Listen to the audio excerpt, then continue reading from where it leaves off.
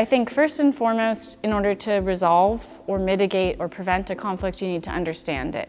ACLED produces data on political violence and demonstration, and so we capture the full arc of a conflict. We are able to see how the conflict grows and changes over time. And what's particularly important about ACLED data is that our data are reliable, they're released on a weekly basis, so you have a very timely source of information with which to inform your decisions, as well as they are consistent over time. And so we're reliable, and our data can be used this year, next year, and 10 years into the future to understand how conflict is changing, compare context to context, and take your decisions based on that. I think that being able to provide information for people so they can advocate for themselves is something that we all find a lot of significance and meaning in. I think that one of the most important attributes of ACLED is that we've been very grounded. We're not trying to just speak to elites. We're not trying to be diplomats. We're trying to create an evidence base and, of course, then work so people can access information on conflicts the world over in whatever language they need to access it in. ACLED has always been envisioned to be a public resource and to be publicly available. That's been a big part of the mission, I think, since it came from an academic project and has moved to being a nonprofit project. And that's a big part of the mission, to try to contribute to processes for a more peaceful world. And so having those data available to anybody who wants them, whether it's governments or individual citizens or nonprofit organizations, is really a key part of that.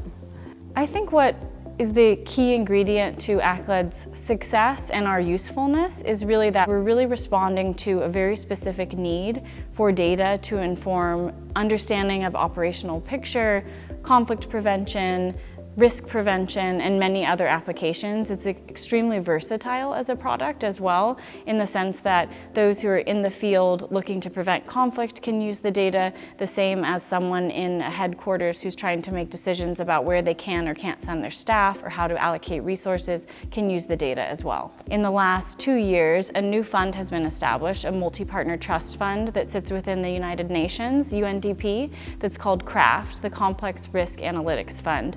CRAFT has been absolutely game-changing for us in that CRAFT is designed to support core data sets that everyone needs as a public good.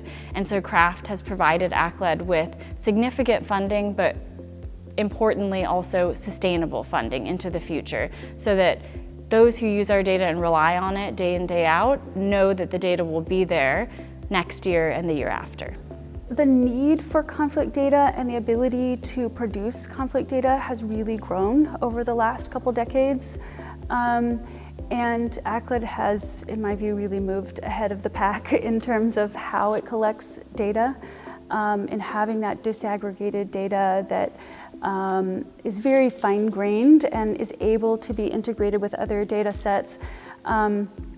Has really given us a much better understanding of conflict data. There are many other conflict data projects out there, but they really either rely on automated identification and tagging of conflict events, or provide much longer time horizons. So for example, a conflict event happening over months or years. But ACLED data instead tracks all of the individual conflict days that occur within that longer conflict, giving us an ability to really track what's happening and sort of the ebb and flow of conflict and conflict actors in a way that just really advances our understanding of conflict, I think.